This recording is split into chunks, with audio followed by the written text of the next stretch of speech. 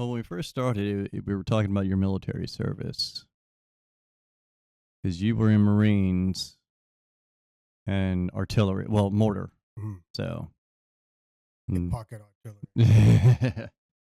So I mean, what was that like for just being mortar? Well, we go through boot camp, the same as every Marine. Every Hmm. Marine goes through the same boot camp. There's no reservist boot camp or admin boot camp. It's all the same. And so after 3 months of that, you go to your school. And so mine was mortar school, School of Infantry, they called it. It was in Camp Pendleton. And you just basically, for like, I think it was 8 weeks or so, just learn how to work the mortars at the base level. You learn how to be an ammo man, a gunner, and a gunner. And I was pretty good at it. I don't know why, but I was good at it. And so I became a gunner like right off the bat. Hmm. And then after that, they shipped me to my reserve unit, which was down in Corpus Christi, Texas.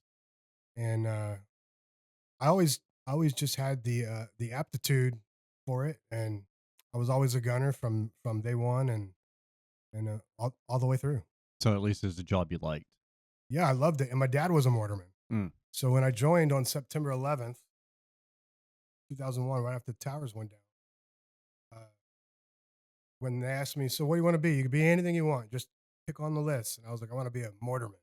Hmm. And they're like, "No, no, no, no. You can be air traffic control. You can be this. You can be that. I want to be a mortarman. I want to be infantry. I want to go to Iraq and kill people." That was my being a young idiot. And well, he's like, "Okay, we'll sign you up for the infantry." And then year later, I was going, "Oh, what am I doing?" Did I make the right choice? I was like in a hole of sand in the middle of Iraq, filling sandbags and going, "I could have been air traffic control. Would have been great." Spending all your time out there with the E-tool, filling up Hescos and sandbags. Yeah, that's what we did for a long time. Make your base walls that way. Everyone, they say, "Oh, you mortarman, you just sit back at the base and shoot mortars off and party all the time." It's dude, we filled every sandbag in this building. It's not going to fill itself. No, And when we were out there, we actually had the locals do that for us, but not when we first got out there. it's slave labor, you mean? Yes, but well, we also would have like the locals be our barbers and stuff, and we had on the market on base. The don't want to say Haji market, but we had the little black market on base, and what we came to find out is that the guy's cutting your hair is the same guy that's going home and telling his buddies where every fucking location is. That's right. And yet we still keep bringing them on the base like nothing's Yeah. wrong. And the military was not learning. We had it was like half a mile from us was the base where we had to train. This is in Iraq. We had the base where we trained the Iraqi National Guard or Mhm. whatever um, and we would send out fake intel saying that that base was where we were staying. So for the first like few weeks, the enemy was bombing that base, the their own Iraqi guys, until intel got back to them that no, we're at the other base, and then they started shooting them at us. But it was just mortars and RPGs like every single day. And you said you were in OIF2 around what, 04? 04 and 05. Okay. We got there in summertime. I remember that vividly. Hotter than shit out there. But yeah, I got there in 04 and we left in 05. It was about 8 months, I think, we were there. It's not too bad. No, not like the Army. The Army does like 13 months or something. We did 12 when 12 I was months. in. And then you still had the potential to get stop lost and everything. Right. Yeah. So, but I think mine was maybe just a hair over a year.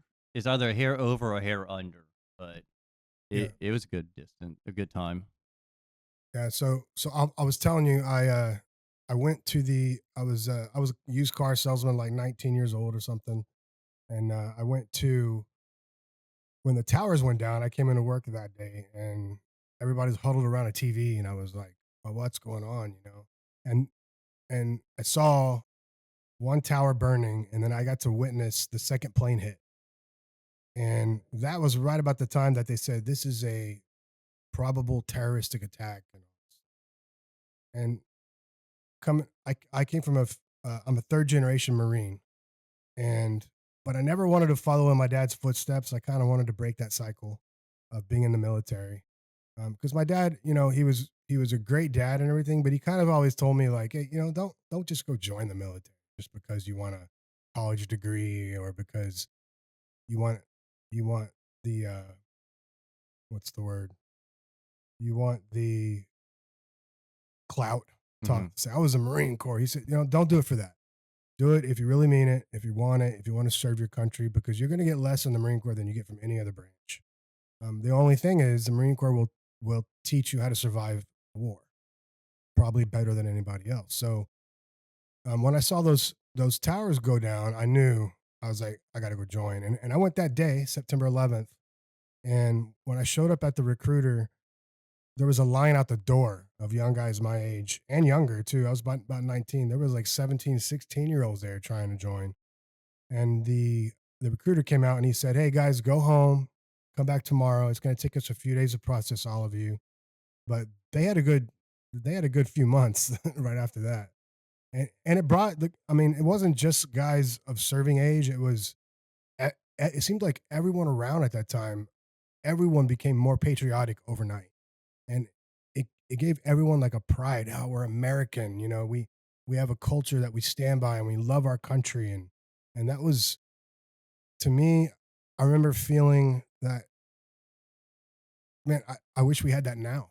I don't feel like we have it anymore. I mean, it's sad that it took a war to get to that point of bringing the whole country It together. took a tragedy. Yeah. But it does make your heart swell a little bit being able to drive down, seeing all the American flags and everything, and seeing how well our country did come together and unite for one cause. Now, whether it was a good cause or not That's a whole is nother still being determined. yeah. My dad was a Vietnam vet, and when he came back from the war, he was getting spit on, and people were protesting about, just calling the service members awful things. And this was before, I mean, we have some help now when guys get back, but this was before any of that. And when he got out, when he got back and got out, it was like, who cares you were in the Marine Corps? Who cares? Everybody was in. They had a draft, but I mean, zero support. I couldn't imagine. No, and that's why a lot of Vietnam veterans were so fucked up coming home. They come home, they have nothing, they have no support. There wasn't nearly as many organizations that there are today to help people back then, Right. let alone being a part of a war that the country itself didn't even agree with in the first place. And there was no YouTube, no social media. Now guys can at least get online and go, "Hey, I'm feeling this. Where can I get help?" And help does pop up, but there's still a lot of guys that they don't even know where to go. There's a lot of veterans right now that are my age that the ones who have survived coming back, not survive the war, but survive civilian life. There's a lot of them are in prison. A lot of them are off themselves, and I think it's a big problem right now. And I just want someone to just ask me like, "Hey, what do you do? Or where do you go?" Um, offer help, and it doesn't have to be necessarily combat veterans. It can be just being in the military for 4 years, especially in the fleet on active duty. It changes who you are inside. Your expectation of people changes because you're under an umbrella of discipline, and everything is organized, and you do everything with a certain protocol. You're told what to do all the time. Feelings don't matter so much, and once you become part of that culture, they kick you out in the civilian world, and everything is loosey goosey, and and you have no direction in life, and all that just leads to like crazy anxiety. Well, for some guys, it's crazy anxiety. For other guys, it's crazy depression. They don't want to get out of bed every day. Guys turn to alcohol. A lot of guys turn to any kind of drug you can think of. Uh, some guys turn to going to the gym for 4 hours a day and destroying their bodies. And like every veteran I've ever met has some sort of issue. It Hmm. doesn't matter what they did in the moment. They have some sort of issue, and I don't think the government the VA or the military does enough to make sure that these guys can reintegrate back into society. Well, and think about it. For people like me and you, we grew up in the military household. So we had a basic understanding of what we were getting ourselves into and still stupid enough to pursue it. Mhm. But think about for the civilians that have no clue, that are so blind and naive coming into the military, that's a whole new world adjustment. Not only just survive in the military, but now you got to survive deployment and war. Yeah, That's a whole new thing. And then they're going to be like, okay, now we're kicking you out, deal with the civilian life, and make your own way through the world. yeah, and it would be easier if the world was a little more structured and had rules, but like I said earlier, the world is loosey goosey. People just kind of do. Our country is so great, and we have more freedoms than anybody else in the world. I mean, we are literally living in the best time in world history. For no matter who you are, you're living in the best time in the best place, America. It it's a great country, and these warriors come back from the military, and they're kicked back into that world, and it's culture shock. They literally go into shock. It's like a, I don't want to say PTSD right off the bat, but it's more like a just a culture shock of Mhm. having to adjust back into the greatest life you could possibly have. You know? Well, and the sad part is it's trying to adjust and go through that cultural shock into a country that kind of really doesn't care about the war anymore. Yeah. Once the war kicked off, like we were saying, it was so patriotic, it was so united. 8, 9 years later, no one gives a fuck. No. You might see the little yellow "Support Your Troops" stupid bumper sticker that was $1.50 at Walmart in the back of someone's car, but they probably forgot about it or got it when the car was sold to them. Yeah. And I mean, it's really it's a small percentage of people that were in the military, right? And like me and you and guys like us, we probably, if if you're smart, you surround yourself with other veterans. Um, a, a lot of guys they get out, and I'm guilty of this in the beginning too. I didn't want to be around veterans. Mhm. I wanted to be around civilians. I couldn't wait to get back into the real world. Nothing to do with the military for a little bit. You And just need that break. yeah, but that was a big mistake because I and this is just me, but going back in the civilian world when I got a regular job, found a wife, got married, moved into a place where there were no veterans. None of my friends were veterans. It it I started to feel really alone, Mhm. like totally alone. No one knew anything I had got. It was like I was in a different country, is what it felt like. And I just put it off as, oh, you know what? This is just how it is. Suck it up, tough it out, and I did that for a lot of years. But as I got older and started getting wiser and thinking more about everything I had been through, um, those symptoms that they talk about, the anxiety, the depression, it just started getting worse and worse and worse.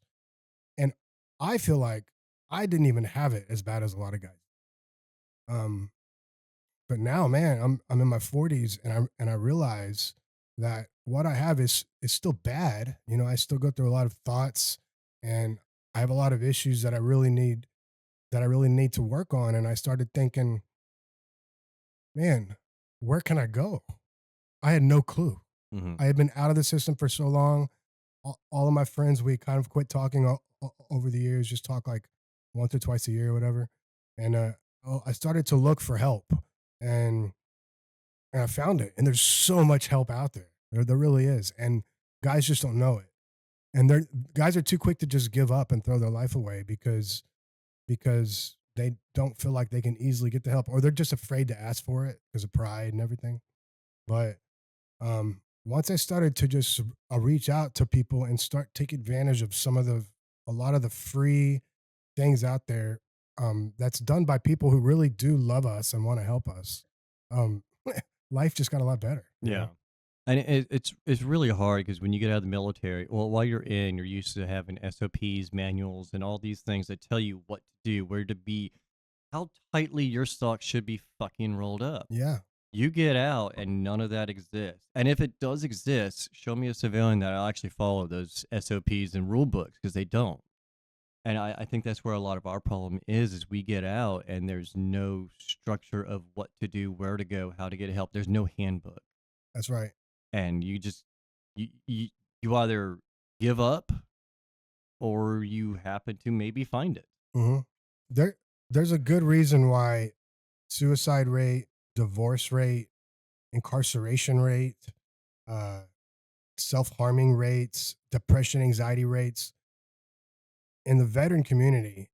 All those things, we're like one of the top highest rates of all of those people.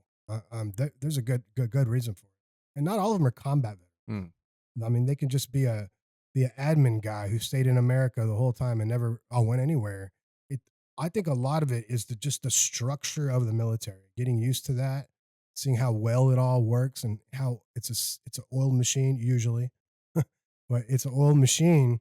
And then you get into the real world, into the great country that we live in, and everything is so simple and easy. It's culture shock for us, and and but guys just need to understand that, guys and girls, they just need to understand that, hey, there is resources out there. They wouldn't believe it if they just dug a little mhm. bit, you know.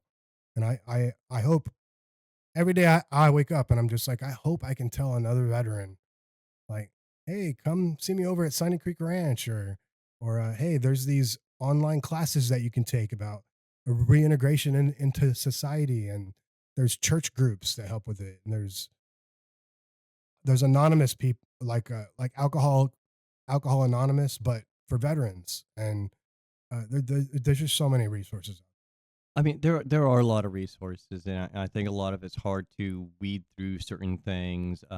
Definitely, some organizations, some places cater to a specific niche or whatnot, whether it's PTSD, depression, or even just female. Um, Hmm. but a lot of it does take a lot of self looking for it. You have to do the work yourself to get to that point, or find a buddy that knows about the kind of stuff that can push you and urge you into that. Hmm. Because the guy we interviewed not too long ago, he said that a lot of his anxiety just came from getting someone to breathe down your neck and to do things properly. He had a big anxiety because if he did something wrong, it made him look bad, it made his boss mad, and all this stuff. And it, as combat veterans, we don't necessarily consider that all the time. It's one of those little underlying things that it's there. We understand it, but we don't think about, you're not deployed. How do you have a lot of anxiety? Yeah, And for me, I know I'm trying to work better on that, trying to realize that it's, again, it's not just about the combat veteran. It's not just about people who stayed in garrison the whole time. I mean, it's about how we work together and how we move forward as both veterans and transition into that civilian life. yeah, and like being married and raising kids is that's a big one too, because the spouses and the kids, they don't understand.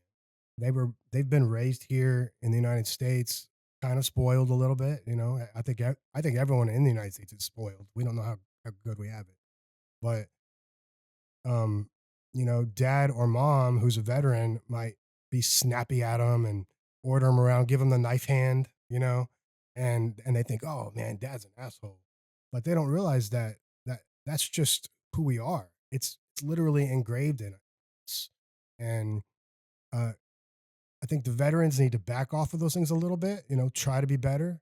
But I think the spouses and kids also need help, that they need the resources to understand their veteran father or spouse.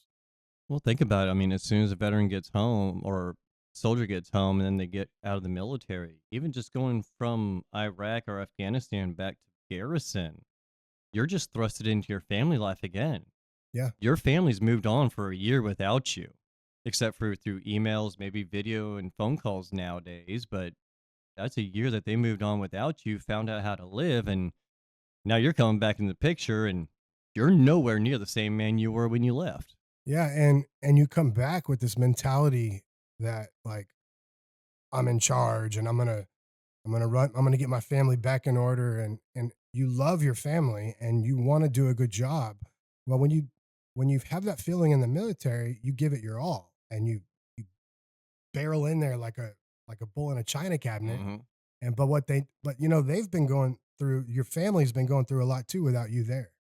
Oh, yeah. So we come in and we're like, hey, I'm gonna take control of my family, but then the family's like, whoa, hey, we have a system We going. got this. Yeah, we got this. Just chill for a while. And yeah, it's definitely a hard thing to get through. But even at that, I think that's one of the harder parts is that, the wife, the spouse, and the children don't understand what happened in Iraq or Afghanistan while deployed. And then you come back, and as a lot of guys, we tried not to be emotional and let our walls down, especially when you're still in the military, Right. let alone when you transition out. So, I mean, I can't even imagine how rough that is for a spouse in that aspect. Yeah, and we don't want to show weakness, right? Like we don't want to tell our parents and our siblings and our friends like, "Oh man, I have bad dreams every night." And I think we feel like whiners, and including to our other veterans. I mean, I've known guys since the war for 20 years that we've never had we talk all the time. We've never had a conversation about how we feel, but now that we're in our 40s, we're talking a lot more about it. And I'm like, man, I never knew you were having all the same problems I was having. And there's a real big stigma around talking about what we've been through, whether it's combat or not. I'm gonna quit saying that. But I mean, I've been to lots of different group therapy sessions because I just like being around other veterans because they get it more. You know, when I say things, people nod their head and they're like, "Yeah, yeah." I mean, it's almost like it changes your personality completely. And then I go to the small percentage of veterans who are combat veterans who have seen a lot of stuff like Navy SEALs and Green Berets and those guys were that was what they did almost the entire time. And those guys are even more so silent about everything that they did. I mean, you'll hardly ever find those guys that want to talk about any of that stuff. And that's why I think surrounding yourself with other veterans and veterans supporting organizations, I think it's really important. Even if you're just there to help. Like, let's say you feel like, you know what, I don't have any problems. I'm tough and I went through all that, but I'm fine. Hey, go volunteer somewhere. Go help the other guys that need help. You'll figure out pretty quick. Wow, I do have some problems that I didn't know about. And It can only be good for you. yeah, and I think that rings true for people with like the 100% PNT is that once you get that 100%, you don't really necessarily have to work. At that point, you're going to find yourself bored. Try to dedicate yourself to some of these resources. Try to dedicate yourself to helping a fellow veteran or two, and it makes you feel really good. It makes you feel a lot better than what you would do by just sitting in a house and mulling over your combat days. Right. Yeah. It's true that those four walls close in real quick. And when I got my 100%, I started. I was like, I don't got to deal with this piece of shit job I have anymore. So I'm gonna quit. I'm just gonna stay at home and relax for a while and figure out what I want to do with my life. And well, that while ended up being like a year and a half. Mhm. And I was just sitting in my house playing my guitar or hanging out with my dog or whatever, thinking about everything that bothered me all the time. And it always ends up into doing something that's not good for you. Some guys it's alcohol, some guys it's drugs, some guys it's pornography. Everyone has their addiction, Mhm. right? But but almost every veteran I know has found themselves in a spot like that where they just sit by themselves, they don't talk to anybody, and they just go in a downward spiral. And sometimes just having a job, even when you don't like, Mhm. is the most the it's the best therapy you can get. Just not being somewhere where you can provide and work and focus your brain on other things is a big help as well. And if you can't get that, go find therapy, go volunteer. I think it's existing. It's the feeling of being able to exist, have a purpose. Because you take a veteran and just sit them on a couch and tell them to sit there, they can, but like you said, it's going to be a downward spiral. They have no purpose. They have no sense of self, and they're like you said, they're going to go to alcohol, video games, pornography, whatever. Give them a purpose, they'll thrive in almost any situation. Mhm. And they have the discipline to do it, probably, Oh yeah. right? Um, every veteran I've met that's 100%. that's in a good mental state, they have something. Like they like for me, I go to a place called Sunny Creek Ranch. It's in Montgomery County. It's run by veterans. It's for veterans and their families. She does first responders too. It's just a tight knit, uh, low profile group therapy session, but they also have private therapy sessions for people, and it's all free. You just show up, and it's equine assisted therapy. So she has horses there, and if you want to go pet the horses, you can. If you want to go for a walk in the woods, you can. Um, it's just real low key and it's easy. And I actually put off going there when I was at my deepest mental state. I drove by there twice thinking I'm gonna go to this place, and I couldn't do it. Just anxiety and nervousness, and so finally I was like at the end of my rope, and I said, "You know what? I'm just gonna go in. Fuck it. How could it hurt, right?" And I walked in, and I've been going twice a week ever since. I mean, it saved my life, and all the people there understood. There were other veterans. I hadn't talked to other veterans in years. You know, I was married. I had a kid, I had a family, I had a big career at a big Fortune 500 company. And to me, that was I just went back to my pre military days and said, I'm going to start where I left off and I'm going to become this, what my opinion, what a man was. I wanted to do that. But my life had already changed in the military. So once I lost all that, I started going to therapy and getting help there at Sunny Creek, starting off. And and it helped a lot, you know. And there's other ones around here that I didn't even know existed. There's Fob Razor, um, which is like it's a confidential group. It's online. You meet with them every month or every week, and you're just talking to other veterans about everyday problems. Nothing big and serious. It's just like, yeah, I don't want to leave the house, and and other guys talk you through it. You know, guys that have been through the same thing. There's the Marine Corps League for you Marines out there. Um, there's just a lot, and there's more than that. I'm sure that you know of a lot of them too. Well, I mean, I know there's Camp Hope. I've heard of them. Yeah. There's another one. It racks my brain right now, but it's an online group. It's all about gaming. They got a Discord server and everything. Oh, that's a good idea. The Regiment, that's what it's called.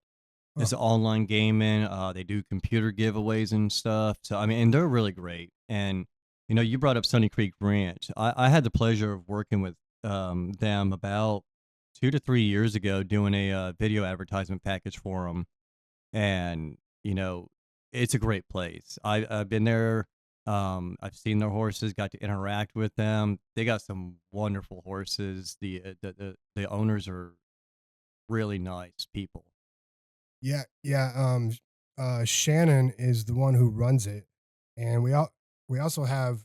So she's there every session. There's twice a week, Tuesdays and Thursdays. But they also have certified counselors, and this is all approved by the VA. So anything that happens there, you know, notes are taken, and and they put it in a confidential file, and it becomes part of your healthcare at the VA, right? So if I ever did need to tell her, hey, send my file to the VA, it's all in there.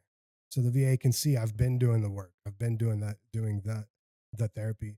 And I mean, it's gotten to the point now where I feel like I don't need therapy anymore, but that's because I've been going there. So when I stop going after about a month or two, I'm like, oh man, I need to go back to Sunny Creek. I start feeling it. The Mhm. anxiety comes back, the feeling of not fitting into society, it starts coming back, you know? It's almost like a dopamine withdrawal. It is, yeah. Like that became my addiction, right? So instead of it being booze or cannabis or anything else, it was I need to go pet some horses and be out in the quiet in the woods and surrounded by people who understand. And no one judges me, right? So I mean, if I cry one day during therapy, no one cares. I never hear about it again. It's not my family. Like everyone knows, like your family judges you, right? Well, it just doesn't happen there. Everything is that's just a place that I found that makes me feel like I'm at home around people who understand. And I think that's where a lot of things change is that, when you're around other veterans, they don't give a fuck about, like, they don't give a fuck about your emotions as far as, like, if you cry or if you're upset in a way. They do care about you as a person. And I think that's where the stigma of men having emotions and men crying because they're sad or they're just overwhelmed can get broken down. And like you were saying, when you're around other veterans, they understand what you've gone through. They may not have been there, but they have a good clue. They're the closest ones to have a clue. So they're not gonna judge you as likely as like a civilian or your own family. Right. And also a lot of veterans, they do stay silent about things because of pride. Mhm. And if you bring up something, they're going to start crying. So they just don't bring it up. They don't tell anybody. They don't talk about it. They just hold it on side. And the poor guys, I mean, they really suffer. And it's during these group sessions that I get to see all this come out, you know? And it's like, wow, I'm not alone. Like I'm not a pussy. I'm not the only fucked up one in this group. Yeah, exactly. Like everyone's fucked up in some way. Even in civilian world, everyone's fucked up in some way. Everyone's addicted to something, right? And but because there's so much stigma around veterans, that's why the divorce rate's so high, and that's why the suicide rate is so high. Is they just feel alone, and they're really not alone. I mean, there's a lot of people out there who are going through the same shit, same problem all the time, and there's just as many people who want to help veterans. That, but you don't see advertisement. You get on Facebook, you see advertisement for new car rims or new sound system for your house or whatever. You don't see um, these advertisements for, hey, veteran help, psychotherapy for this and that. Like you, it's just it's non-existent. Well, the worst part is though, even if you do see that kind of advertisement, you got to be wary in the first place because there's so many scams and shit out there. Yep. You go on to Facebook now, go into half the Facebook groups, even the most popular ones. You have, yeah, 45,000 people in there, but half of them are AI bullshit. Yeah, have them are just bots. And then you get people that are like, oh my God, I love this. I love this. No, it's fake. You could tell it's fake. Look at the fucking tag. Does it say US Army? No, it says, blah, blah, blah, blah. Yeah. But yet you're still going to wish that bitch a happy birthday. Right. Yeah, I think one of the things that helped me get through a lot of shit was just getting off of social altogether. I just don't bother. I don't. It's all fake. 90% of it's fake. It's toxic. Yeah, and the advertising drives me crazy. The I don't care if you're Republican or Democrat, whatever. But like, if you're on one side, they're gonna feed you stuff from the other side just to piss you off and get you active. So you start commenting on everything. That's what they want. Comments lead to revenue.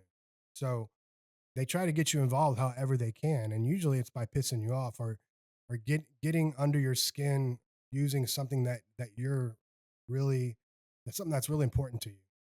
So it's all an algorithm, right? Mhm. So first thing I recommend to people is, dude, get off the internet. You know, just try to focus on what you can immediately um, deal with and something you can change in your life, your close family, your friends, your own financials. Like, stay focused on that stuff and surround yourself with people who think like you, right? And for me, it's other veterans. And I don't know if that's because I was in the military or if it's because I was raised in a military way. I don't know, but I just get along a lot better with other veterans. Well, when I got out, I wasn't paying attention to my financials, didn't really put much effort in my family like a lot of people don't. And then as I got older, I started realizing, hey, your credit score actually means something. It's nice to be able to have a bank account without negative numbers in it Yeah. or struggling paycheck to paycheck. I've gotten to a point in my life where that was my main focus for so long is fixing all that shit. And I'm in a comfortable life right now. And It's good, man. it's amazing. It's a great feeling not to be financially burdened, which helps me make something like this to help other veterans as well. Yeah, I've one of the things that I mean saved my life was my faith. Right? Once I just said I give it to you, God. I give up. I don't belong in this world. I want to be in this world. I give up. I give it all to you. I don't care anymore. Once I did that, things got better, believe it or not. It was like it lifted something off of me. Like I'm not responsible for everything going on around me. There is a higher power. And it just made me uh it made me care less about the daily little tiny things that pissed me off or made me sad and things like that. And I hear a lot of other veterans say the same thing. Just you gotta take that load off your back. All of us are we're built in a way where we think we have to be the provider and protector all the time. And if we're not doing that, we get depressed, you know? So that's why, like, when we come back from war, I can't remember if we already talked about this or not, but we come back from war or a deployment and we're gone for so long, we get back home to our families. And it's like we want to take over everything. And then, so that's a whole nother aspect. Families back home, well, they're going through their own set of issues. And when you get out of the military, there's, they spend months building you into this machine that'll follow orders and do what you need to do for us to have a strong military. And it makes sense. I have no argument with that. It's that when you get out, there's no detransitioning way, they don't send you through 3 months of boot camp. It's like, hey, here's what the civilian world is like now. Here's how you should act. Here's the things you can expect to feel. They just don't talk about Well, I mean, they spend so much time, money, and effort breaking you down to build you up to what they want. Could you imagine that, having a civilian boot camp where you got to go through and learn how to be a civilian again, just that same way? it. Yeah, I think we need that. Break them I think we down, do. build them back up as a civilian. Yeah, it doesn't matter what job you had in the military, if you're a combat vet or not. Um, just being in the military, the structure and being told what to do and how to do it all the time, you get used to that, and and you realize when you look around you while you're in the military, you're like, man, everything's running so. At the time, it's not smooth. At the time, everything is fucked up in the military. But when you get out, you start to appreciate, wow, the military has it down, man. It's an art form to make things run the way it runs. They've got it figured out. They just don't have it figured out in the civilian world. Well, You get to choose your own way in the civilian hell, today, till even to this day, I cannot put my hands in my pockets.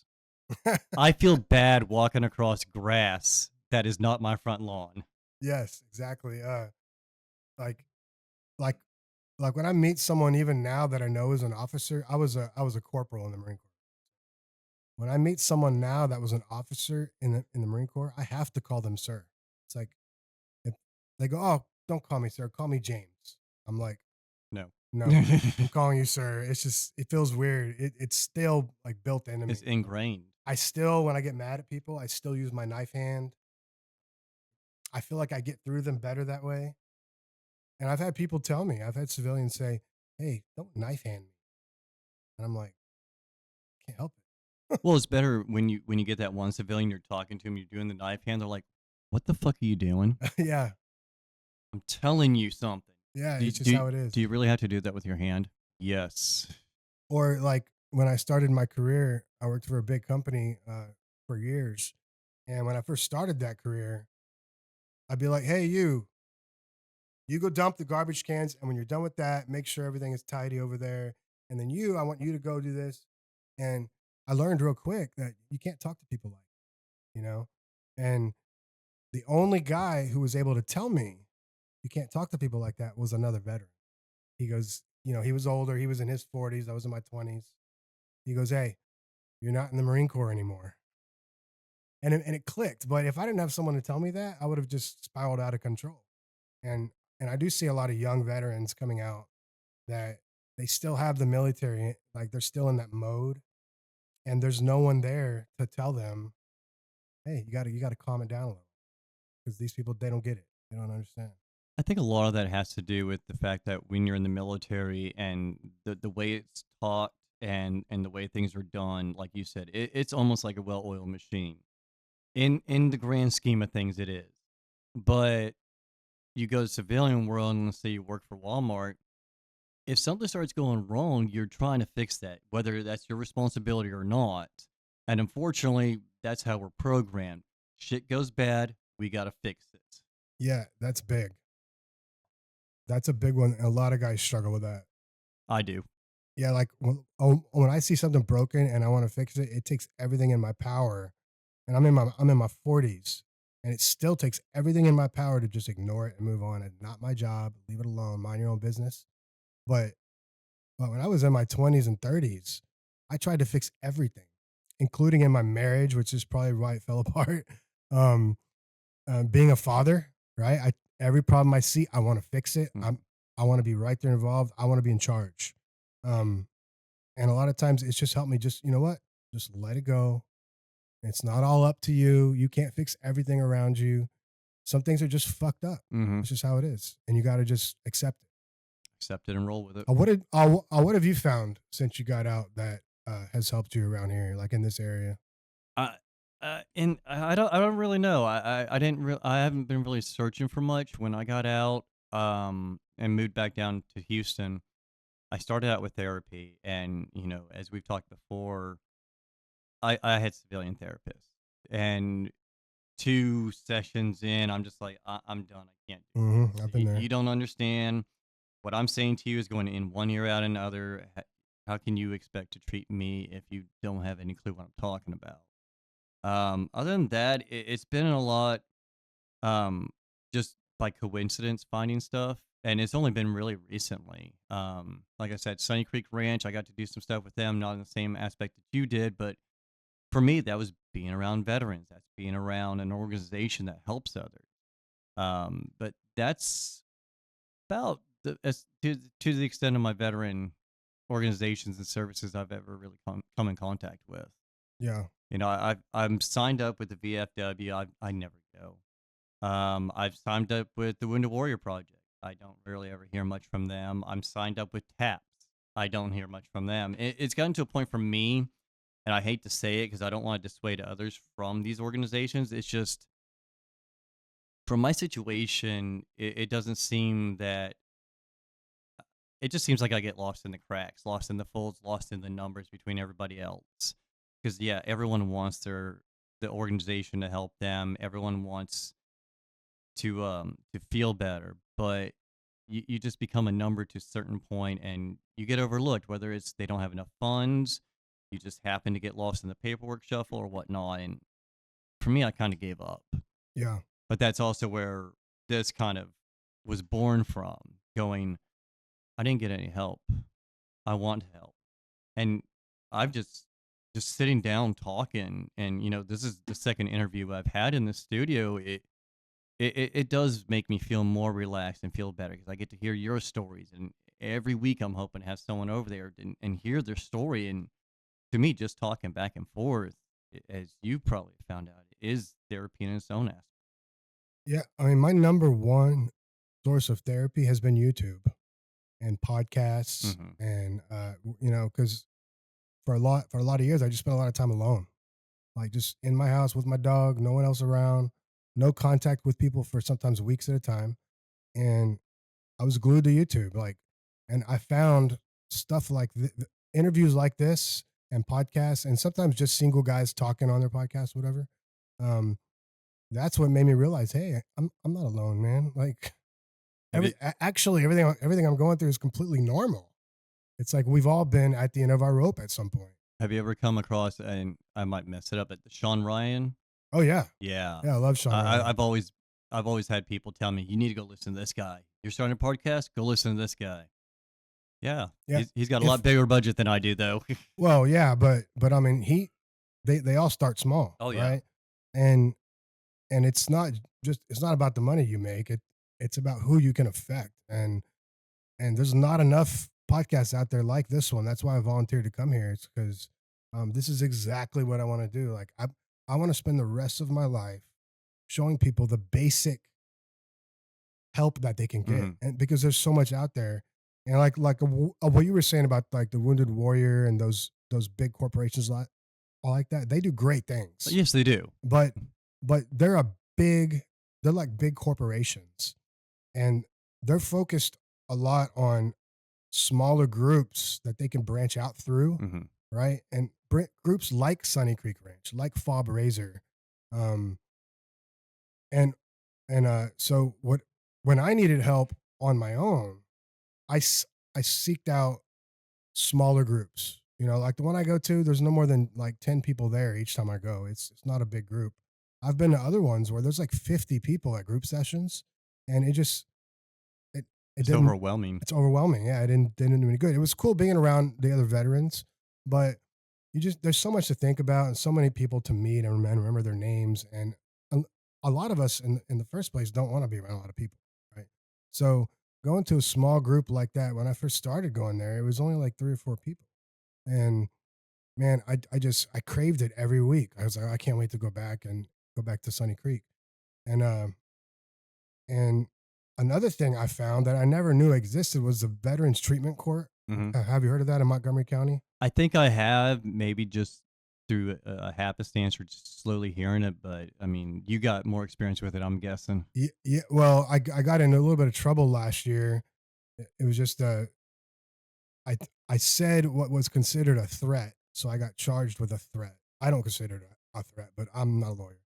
But I said what to someone was considered a threat, and I got charged with threatening someone. Mm. So it was either, you know what, wait 2 years for a trial, or which I was sure I was going to get found innocent, right?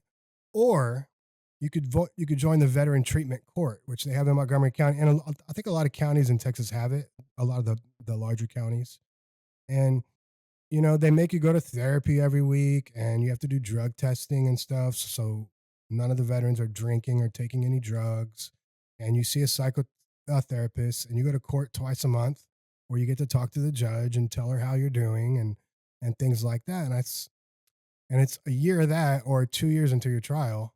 I'm like, yeah, I'll do veteran treatment court. It's cool, you know? So I started going to veteran treatment court in Montgomery County.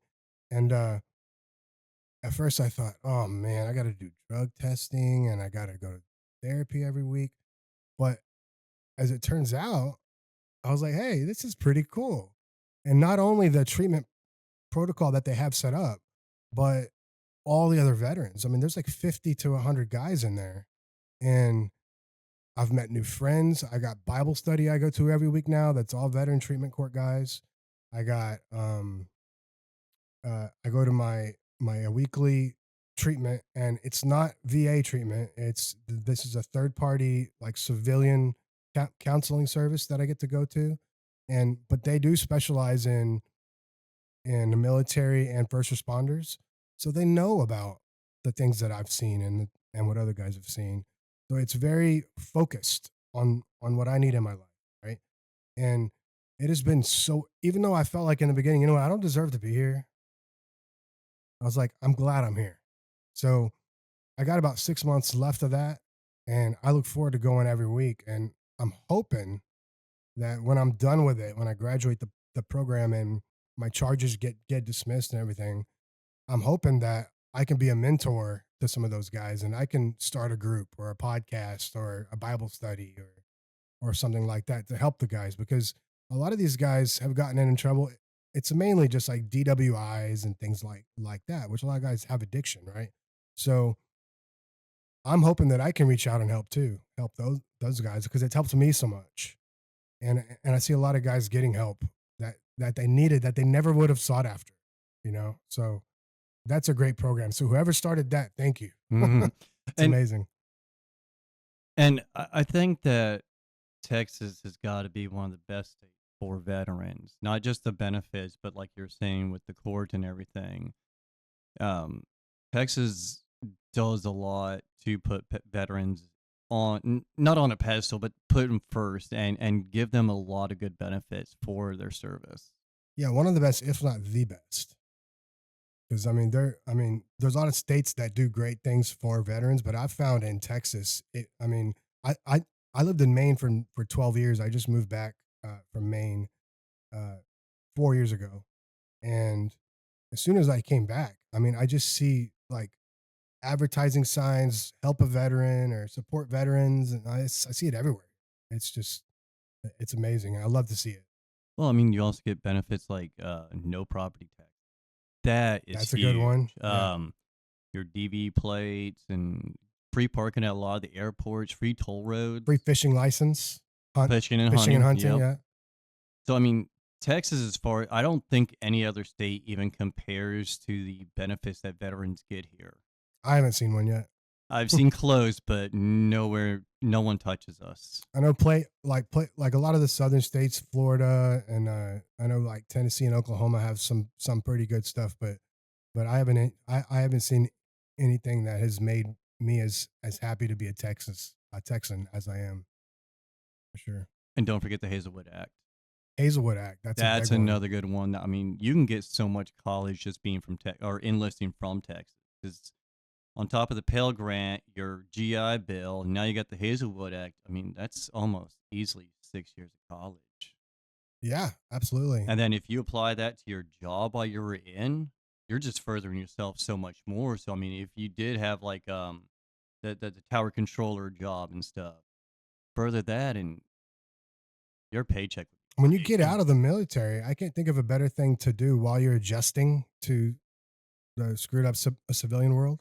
Once you're out of the military, why not just go to college? Just go to school. And while you're adjusting, you're learning a new skill, you're getting a certification. So when you're ready to join the workforce again, um, you have certifications, you can make more money. And I mean, and you don't have to pay for it. It makes perfect sense, right? I think a lot of guys are scared to go back to college just because there's that massive age difference, and you're going to college with a bunch of high school graduates.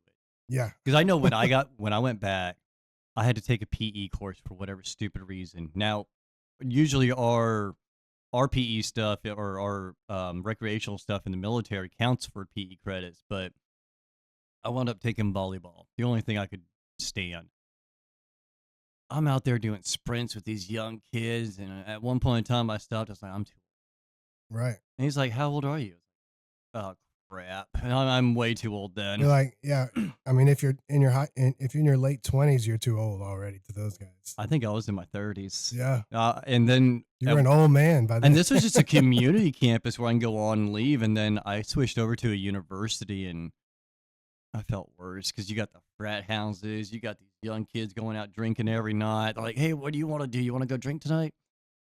I gotta go home to my family.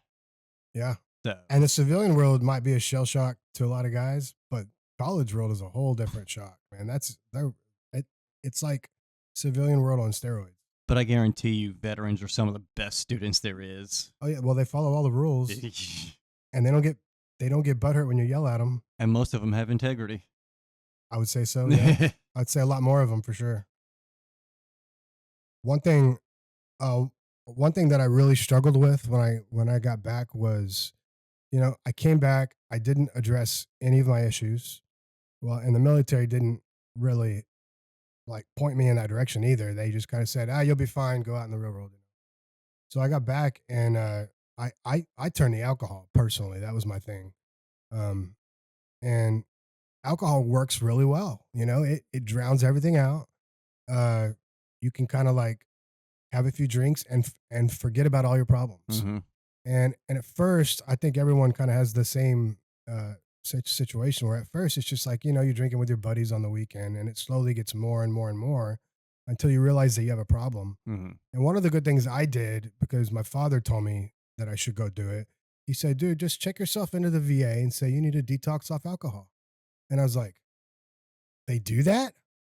Like, won't they like put it in my file, or won't I be looked down on?" I'm worried about all these things, which I know a lot of veterans do. They never go, and I never went because of the stigma, right? So, but once I said, you know what, I think I'm a little bit addicted to alcohol. It's something I want to clear up in my life. So I just went into the VA, and it was amazing. They didn't treat me bad. They treated me like, "Oh, we do this every day, no big deal." And I'm sure they do it every day. But um, once I got over that, and I realized, you know what, I wonder what other help is out there. So I started looking into the VA, and the system at the VA. They have a lot of good stuff that you never hear about, right? Still to this, like I heard like 2 days ago about something new at the VA that I didn't even know was available, right? So, what I do love about Texas that was a lot different than Maine is that like every county in Texas has a veterans office, and you can go into the veterans office and just go, "Hey, I want to see what's available to me. Here's my credentials. Here's what I did in the military." And they'll have an expert there who will go through line by line. Oh, you can get this, you can get this, you can get this. What do you need? We'll sign you up. And it's so easy, like, to do that. And I never had that in Maine, right? And Maine probably has it too. I'm not saying that they don't, but it's not as prevalent as it is in Texas. In Texas, it's like everywhere I go, they're telling me, "Have you tried this? Have you tried that?" And if you just if you're a veteran, excuse me, if you're a veteran and you're thinking about, I might need some help, but I don't know where to start. You just go to a place like Sunny Creek Ranch, or go to your local veterans office. Every county has one, and just ask questions, and they'll point you in the right directions. And however you're feeling as a veteran, you might think my situation is so specific that I doubt there's anybody else out there going through what I'm going through. You're wrong. There's a lot of veterans going through the same shit. If you're the spouse of a veteran who's going through crazy shit and you think you're the only spouse going through it, you're not. There's a lot going through it just like you. Well, even not going through exactly what someone's going through, even just having some of the same aspects. Like, someone might not have PTSD, but they can still understand what anxiety and depression is because they got Absolutely. that. You don't have to have every symptom to be able to relate to somebody. And just because you have PTSD and you don't want to talk about it doesn't mean that what you can talk about and what you can share couldn't change someone's life. Right. And I'm glad you brought up PTSD, the word PTSD, because I think it's thrown around a lot Hmm. by a lot of veterans and a lot of people, a lot of families of veterans, right? Oh, he's got PTSD. Don't worry about it, But I, I think they changed it to PTS now. It's not a disorder, but it's post traumatic stress that a lot of different people and different aspects of life go through. Um, I call it like an adaptation, right?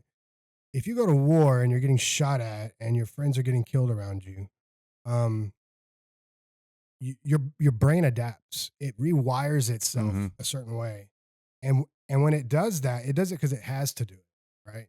So when you get thrown back into civilian world, you're still wired that way. You're wired to deal with something so unimaginable that everything else seems like you don't fit in anymore, right? So, um, when you go to the VA, or you go to a counselor or a therapist or whatever for the first time, if once you finally get yourself to walk in the place, it's hard for a lot of guys. But once you find yourself to get there, don't be afraid to say, "Hey, I think I have some PTSD. I think I know it's thrown around a lot, but I think I might have it." And they start picking that apart, and you start to learn a lot about what that really means. Um, I think that's why we live in such a good age nowadays, is because that word is thrown around a lot and it's becoming commonplace. And we're much more able to talk about it now. And guys are getting help. Guys coming back from, well, really every war in human history, but guys coming back from World War I and World War II and Vietnam, like, there was no PTSD. No, that was shell shock. Yeah, they were just crazy. It was just shell shock. You'd have guys that would be like catatonic in the corner. They went through so much, and the brain got rewired in such a way that they just couldn't deal with anything anymore. And nowadays, there's so many more resources that we don't know about. That that's my goal. The rest of my life is, I just want to point people in the right direction. I don't think really I could probably help anybody. I can just tell them my story and what I've been through, um, but just pointing people in the right direction. And I think that's why when I saw your Veterans Unmasked pop up in my feed, I was like, that's exactly what we need. We need more of that. We need more people just talking it out and pointing people in the right direction. I'm sure you're going to have people on here that have foundations and have groups and things like that otherwise we would have never heard of before. And I want to make this clear. This podcast was started for veterans, first responders, and family members. It doesn't necessarily have to be combat veteran. You don't have to be a first responder that's seen action or whatnot. It's for everybody. My service dog trainer, wonderful dude, never deployed, and I got a hold of him Wednesday, well, yesterday, and I was like, "Hey, you want to come on the podcast?" And he looked surprised, and he's like, "But I never deployed." Fuck that. You're a Yeah. veteran. You did things. You now run a service dog training organization. You're training my dog for me. Why would I not want you on here? Get your word out. Get those resources out to people. Yeah, I mean, we can't reverse the stigma, right? The stigma used to be, oh, combat vets are crazy and all that stuff. Well, now the stigma is, oh, I wasn't in a war. I don't deserve the help. And it ain't like that at all. Just being in the military alone changes the way your mind is wired. And I think everyone in the military needs help in some way. Well, and I think that's one of my problems when we're talking about Wounded Warrior Project, TAPS, and VFW. Now, I'll admit a lot of it's on me too, because I have this innate ability to go, there's someone else that could use that more than I could. Yes, And I'm always doing that. I do it too. And yes, I understand I should get some help if I feel I need it, but I'm always thinking there's someone else that could use it more. If this could save their life, fine. I'm on this earth till I die. I'm on this earth till I die of natural causes or someone runs me over, but it's not going to be my doing. I'm not going to Right. leave this earth because of my hands. No. But if those services could help somebody else more than they would help me, go for it. I've met congressmen, I've met uh like doctors, like people who are like brain surgeons, all kinds of veterans that all have their own issues. Because I'm real open about a lot of people aren't as open as I am, but I love to talk about my service and how it affected me and addiction and things like that. I just think I think people need to hear it. So when I walk around and I just meet people that are veterans, I go, "Hey, have you gone to the VA? Have you talked to somebody?" And they're like, "Oh, I'm fine. I didn't get deployed or anything." And I'm like, "So what? Like the resources are there. It's there for you. Use it. Go to therapy, man. It can't hurt you, right? Like what? Okay, so you go to a therapist and you say, "Yeah, I didn't deploy, but the way my drill instructor used to yell at me, it really affected me in life." Okay, let's talk about it. Like it doesn't have to be a stigma. You don't have to feel ashamed of anything that you did in the military, Everyone in the military, everyone, including everyone in the world, period, but everyone in the military has some sort of trauma or something that wired the brain in a certain way that they want to overcome. And the resources are there. It's just we have to get past our own self doubt and go reach out for it, And there's a lot of veterans who start veteran groups who start like there's Honor Cafe. Hmm. He's a veteran. He knows what it's like. He also has a nonprofit veteran group that he supports with his business, and he does great things. And there's also lots of smaller ones that I don't even I know about right in this area. And are you gonna like? Is this gonna be like a local thing, or is this gonna be a more like a national Well, podcasting? as far as getting interviews in, it's right now we're doing the greater Houston and surrounding area, Okay, mainly because it's on location here good. in the studio. But yes, I do plan to branch out and make this an opportunity in more than just Houston. Eventually, I would love to get a bigger studio, more centrally located, and easier access for everyone. Yeah, I really hope that and marketing is hard, right? Especially for a nonprofit. Marketing is expensive. And if you pay for marketing, you have to pass that on to someone, right? If you're not getting enough donations, you have to pass it on to an end user. The last thing that we want to do is charge veterans to come to these things, right?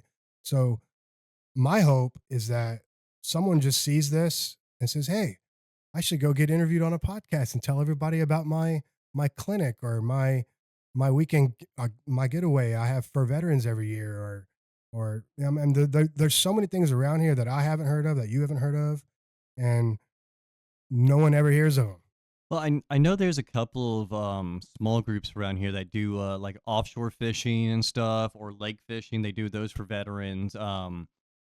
Because we were talking about it, I started thinking about it. I know there's a hunting one too, and there are groups.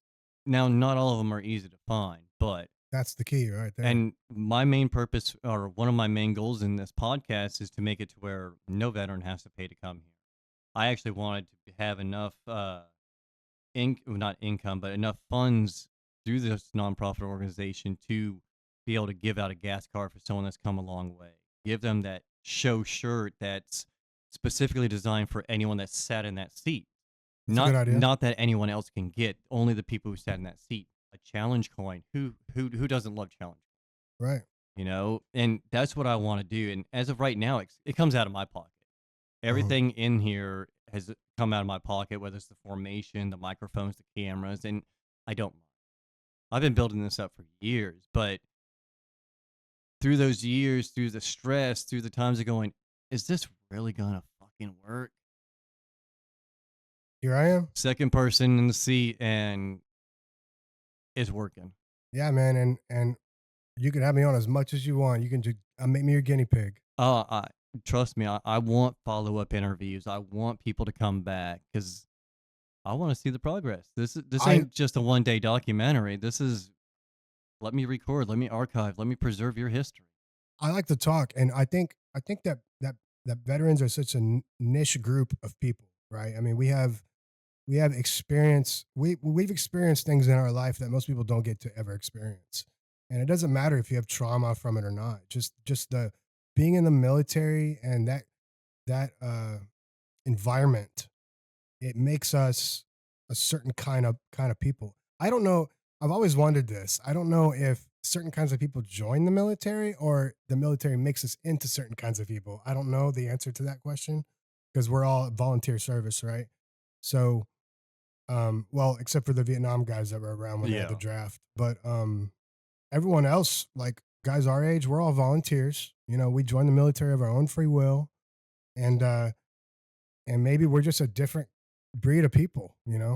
I hope not. I hope there's a lot of people out there that think like us that weren't in the military that that will appreciate what the military has done for us, and they'll try to give back. And what I've been pleasantly surprised at is that there is a lot of people that weren't military that are doing a lot of good work in the military world.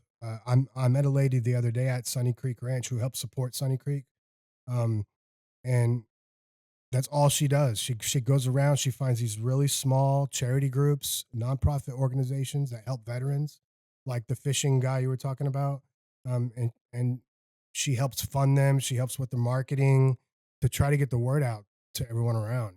First responders too, because they see a lot of shit that we shouldn't see. Um, so yeah, I think getting the word out and marketing is probably one of the best way, especially on social media, is probably one of the best ways to get through to a lot of people. Now, and you mentioned earlier about marketing being expensive. I will tell you this: when you are a nonprofit, it's a little bit easier. You do get access to a lot of good programs and stuff for either Really? very cheap or free. A lot of companies are willing to work with you. I've had companies I've emailed and go, "Hey, we're a brand new nonprofit starting up. Do you guys have like a nonprofit discount or something?" And they're like, "Yeah, just send us your credentials and we'll get you going." And a lot of places like 50% off or free. That's I awesome. think I got a year of Adobe, the Adobe Suite, or Creative Express, one of the two. But it's a lot of their programs, and for a year I don't have to pay anything, That's and awesome. it helps so much. Being able to have a website that you're not paying $40, $50 for just to be hosted. Now you're only paying like 10. That gives us more money back so we can get more in here. And that leads to advertising on the podcast as well. Oh, there's another one. Google. You know how when you type in something on Google and you get that sponsored search shit, Yeah. they give you $10,000 free ad grant a month to do that kind of sponsorship. If you're a nonprofit. If you're a nonprofit, Oh wow. YouTube has a nonprofit program. There's a lot of nonprofit stuff out there. There's a lot of great resources. That's awesome. Now it's just finding them all, putting them all together, figuring it out. So Everyone should do a podcast. no, that's gonna flood my market. uh, but I know it's hard. Well, I wouldn't even know where to start to become a nonprofit. That must be a lot of work. It is. It truly is, because not only do you have to come up with a name and everything and hope, pray that no one else in America has it Oh or your yeah. state, but then you have to register for like to be able to receive money as donations and stuff. Once you submit that paperwork with the IRS, until you get that back, you can't really do anything. Yeah. You can't receive money because it's not tax deductible. You can't claim as tax, Right. and until they come back with that, you're just sitting there. Even when they come back with that, there's still so much planning, so much prep, so much work. Yeah. I mean, I don't even think the studio was done until it's not even done. It's still going, but I wasn't happy enough to get anyone in here till last week. Right. So It was a work in progress still. So you were like, it's always a work in progress, sure. though. Even before you got here, or on our break, me and Mike were talking about how we could take these curtains down, put walls up, soundproof this a little bit better. Well, as soon as you get it to where you can do all that, you're gonna want to move to a bigger building and do all kinds of other stuff. And that's So already planned. it's well, and I think that's another thing in the military is you're always improving, right? You all it doesn't matter if you find a place where you're happy and you're satisfied. Nope, got to always improve it. That's a mental. That's like burned into us. At least it was in the Marine Corps. it, it's almost like your duty station. The best duty stations in the world is the one you're going to and the one you left. Yeah, Just like this. My best studio until I find another one, but this will still always be my first studio. yeah. So What was the best thing you got out of the military? first and foremost, discipline. Discipline and a sense of belonging, I guess, because I grew up in Alvin, Texas. If you've ever Oh, been I know what there, that is. Yeah. yeah, there ain't shit down there. Once you graduate high school, you can either do drugs, go bowling, get pregnant, or be in jail. Well, I only had 3 out of 4 options since I can't get pregnant. But once I graduated, and it was almost like you. I didn't. I was still in school, high school at 9/11, so I couldn't join September 12th. But when I got out, I looked around at my life. I'm like, I'm not smart enough to go to college. I'm not athletic enough to have a scholarship. Have you seen the people that go to college, dude? Yes, I have. I've seen the high schoolers, Yeah. but at that time, because I wasn't making the best grades. I wasn't a valedictorian or anything, but I also wasn't a failure. I had decent grades, but in my mind, I didn't have the money. I didn't have the ability to go to college. So it was, what can I do? Military. Military. And it was only a week thought. Like within 7 days, it went from me hating everything about the military, swearing I'll never join, Signing a paper. signing my life away. Yep. Yeah, for me it was one day. I was like, I'm never joining the military. I don't want to follow in my dad's footsteps. And then I realized, no, that's exactly what I want to do, all within like 24 hours. Well, it's funny because the way you explain how you saw 9/11, that's almost how I did it. Because I was in high school. It was my senior year, I think it was. And I went to go get the TV from the library. We still had those TVs on the carts. Yeah, That's how. big wide tube TVs. And as I'm going to the library to get it, they're watching the news. Just as that first plane's hitting, and I'm wheeling the cart class. I think it was science or some shit. And I get there, I was like, "Ma'am, you gotta put the news on. We never watch the news. I got us on the plane. Put the news on." Put it on. As soon as she clicked it on, got it to the right channel, second plane hit, and I'm like, our world's changed. I remember thinking, man, is this a replay? Like, and everyone in the room was like, oh my God. And I was like, wow, this is live? Like, it's happening right now. It was just, I'll never forget that feeling. And for the young mind, it's so incomprehensible. It's hard to explain. As a young adults that we were, you're watching the world literally change in front of you. Everything I did that day, from the moment I woke up to the time I went to bed, that whole day feels like it was 6 months ago. I remember every detail of the whole day. The year before and the year after, I don't remember anything. Yeah. But that day I remember. But look how much that one day has changed everything. Because people were amazed by this. When I was growing up, my dad was Air Force, so we'd always go to the Air Force base. Now, to get on Air Force base nowadays, you have to have your ID card. Everyone in the car has to have their ID card. Back then, they used to have a little sticker on the top of your windshield. And as long as you had that sticker, they'll just wave you through. If you slow down less than 5 miles per hour, I'd be amazed. Yeah. You would just roll right through. Hmm. And now look at us. Now we have to show IDs, get our car searched, mirror underneath the car, TSA. Well, I used to walk every time you went to go do a flight. You would walk up to the gate and give your loved one a hug, and they'd walk on the plane. Now you have to drop them off at the beginning of the airport, and you can't follow them anywhere.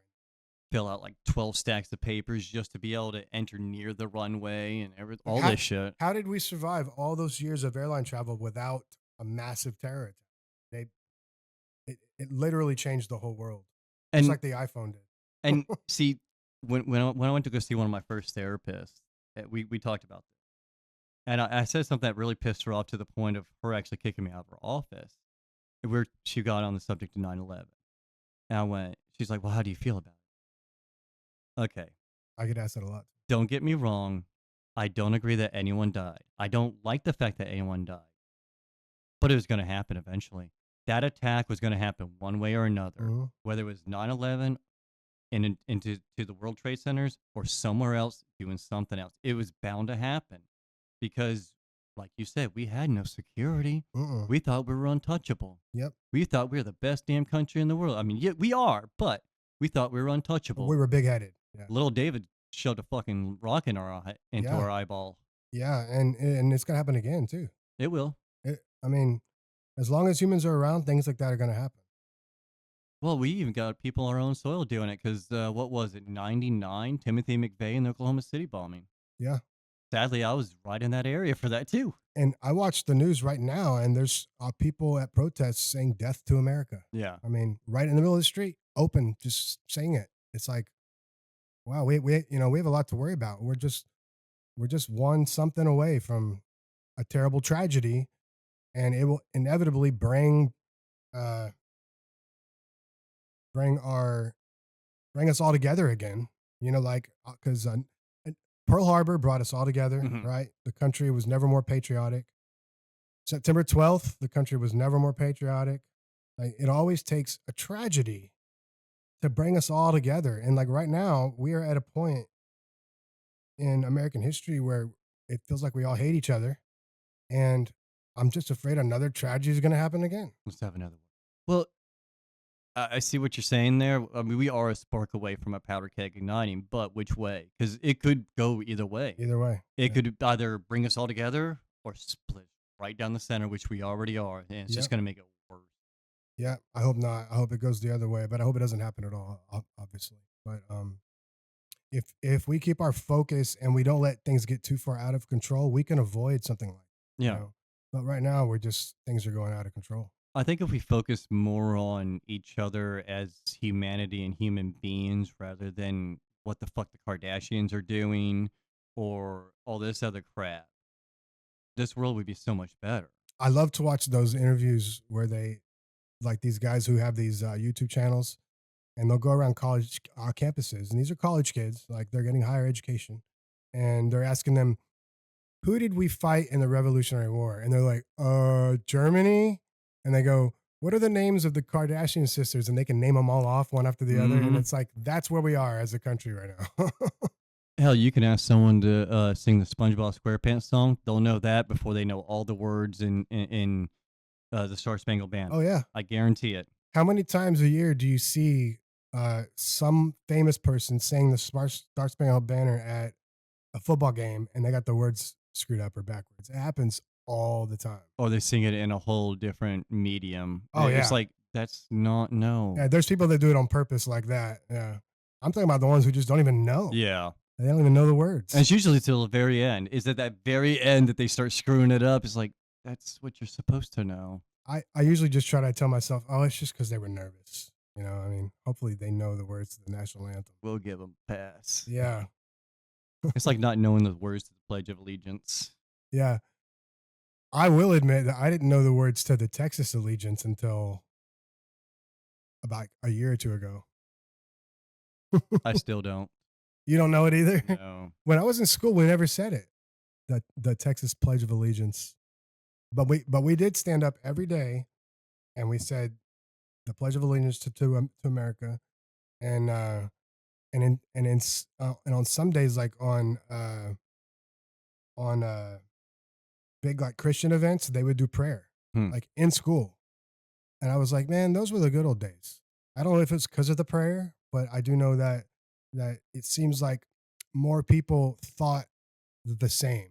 More people had the same faith and the same patriotism, and we were all more one cohesive unit. You know? Well, they've changed the education system down here in Texas. Now they're making it mandatory that Ten Commandments are in schools, Yeah, in the classrooms yeah. and stuff. Well, they're giving the teachers more options now, whereas before, like it's easier to fire a teacher now in Texas, I think, than it was in the past, which is good. I think everyone should be an at will employer, right? Hmm.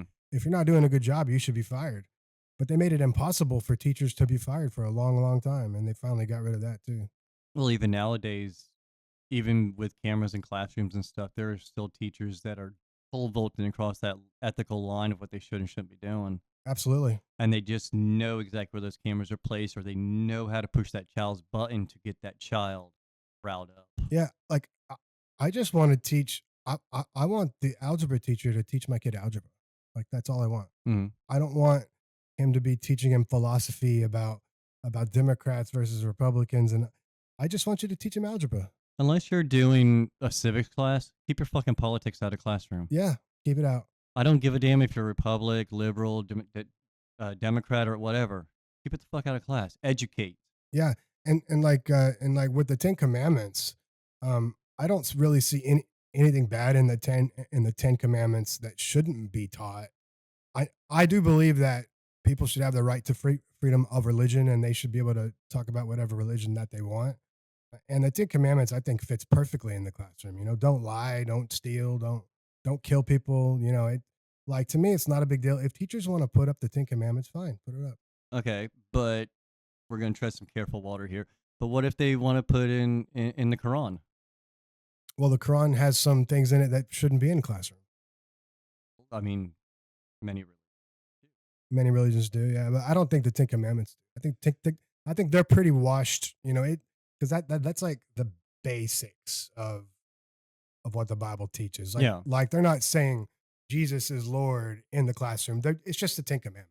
Well, but even at that, I mean, take the strip the Ten Commandments down, and it's like you're saying, those are. It shouldn't even be necessarily Ten Commandments. It should be just how you live your life as a decent human being. Don't kill. Don't try to sleep with your wife. Don't lie. Be respectful to your mother and father. Majority of the Yeah, Ten Commandments are just everything you can live by. And yeah, to yeah. be honest with you, most religions have their own aspect of the Ten Commandments, Mhm. and it's just, I mean, granted, not called Ten Commandments, but you can almost find the same exact wording in every religion. Don't kill. Don't be rude to your parents and stuff like that. And it's just that's everyday life. Well, not every religion, but Majority, I like like the majority. a vast portion of them, they do believe in Yeah, a lot most of of the them have a same. good message to send, and like if they said, "Hey, we want to put the Quran commandments," I don't even know what they are. If we want to put the Quran commandments in in the room, and you let me put my Ten Commandments there, right next to it, fine, go ahead, I don't care. There you go. Like because I feel like people should. I mean, it's written in our Constitution, freedom of religion, right? So I don't see any problem with any of that.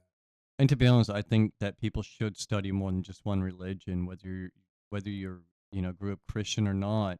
You know, take the time, study Hinduism, study Buddhism. You don't have to practice it; just study it to know, understand, and learn what these other religions do as well. It's not religion versus religion. Just have a very an idea of it. Well, you know what amazes me is that people will read all kinds of books. They'll read like I know someone who she reads every day. She reads like 3 books a week, big thick books. She's just a reader. It's all she does is read. And and I asked her like, "Have you ever read the Bible?" "Oh no, I'm not gonna read the Bible."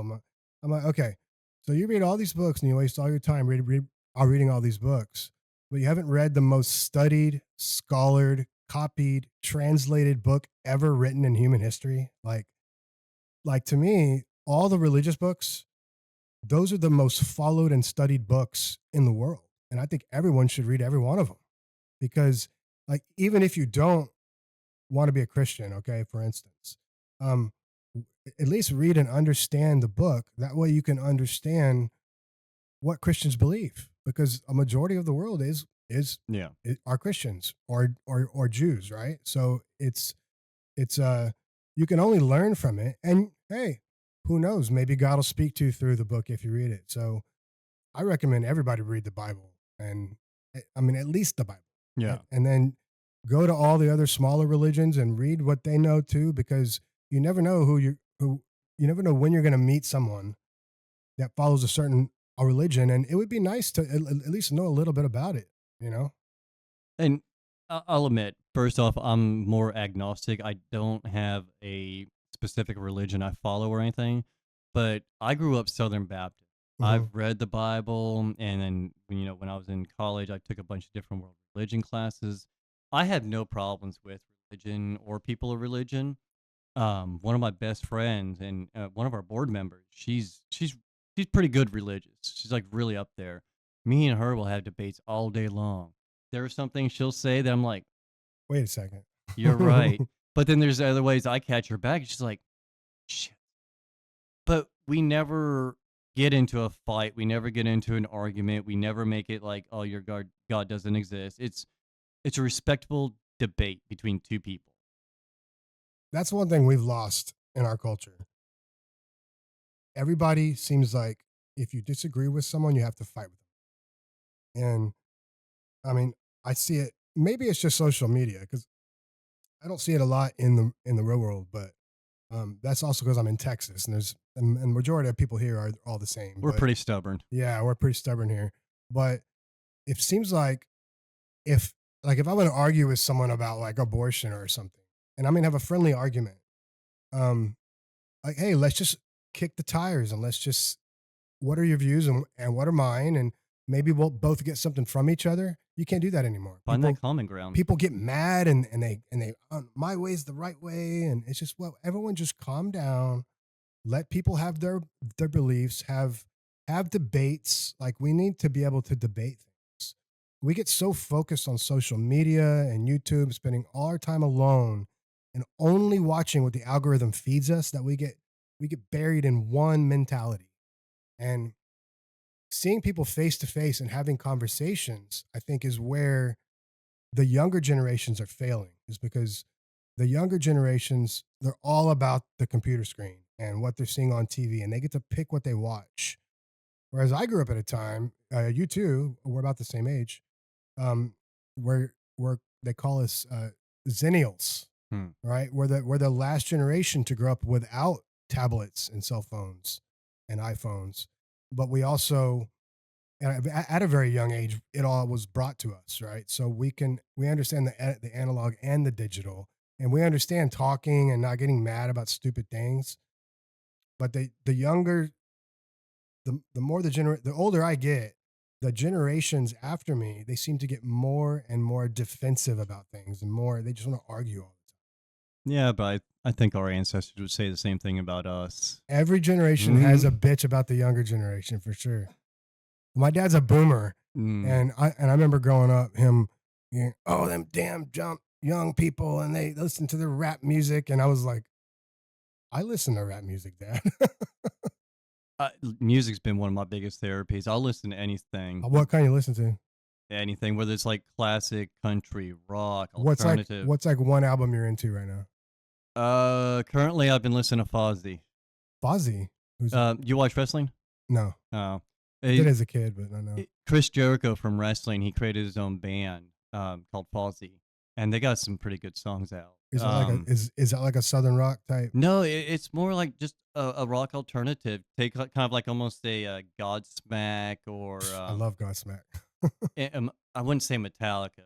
No, I mean it's stuff like that. I'll listen to Godsmack, Metallica, Disturbed. Um, shh. The other day we were listening to Toby Keith. I love Toby Keith. Uh, And I love Brooks and Dunn. Brooks and Dunn was one of my favorites of all time, and I don't know why, because I don't like that kind of music. But mhm. I just whenever I hear a Brooks and Dunn song, I just feel like a little kid again. Yeah, it feels great.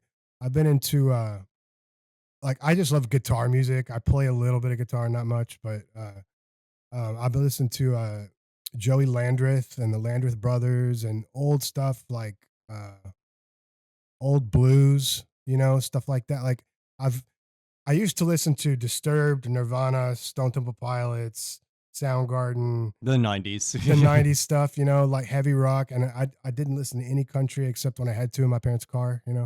But um, but nowadays, like the music has been getting I'm more into the music side and like the complexity of the guitar playing and the drum beats. And like I find myself, I don't know if it's my age getting to me or what, but everything is slowing down now and I'm listening to uh more intricate stuff with music. And I'm starting to learn like music theory. And I was talking to someone the other day about how when we get older we get wiser. And what I'm listening to now, the young kids wouldn't think is cool anymore. Just like when I was young, my dad listened to the Beatles and the Rolling Stones, and he thought that was cool. And he thought Soundgarden sounded like trash. And I remember as a kid thinking, how can you think it's trash? It's so good.